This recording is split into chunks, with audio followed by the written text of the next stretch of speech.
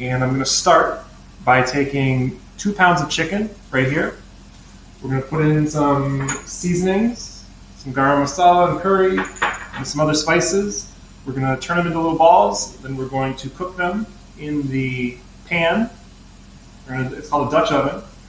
And put some vegetables in there too. So to get started, I'm going to take 2 pounds of chicken here. We have ground chicken. Okay.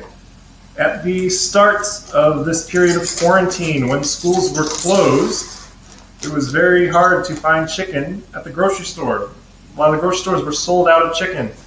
Now, it's a little bit easier to find it. They usually have limits on how much you can get.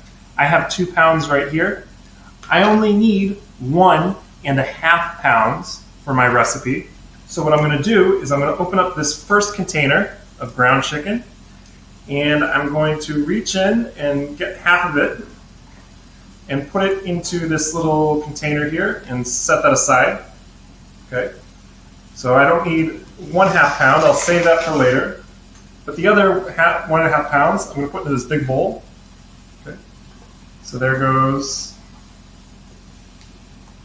1/2 pound. And we'll put in another full pound of ground chicken. Okay. Got this from the store. I'm going to want to make sure that I wash my hands very thoroughly after touching this chicken.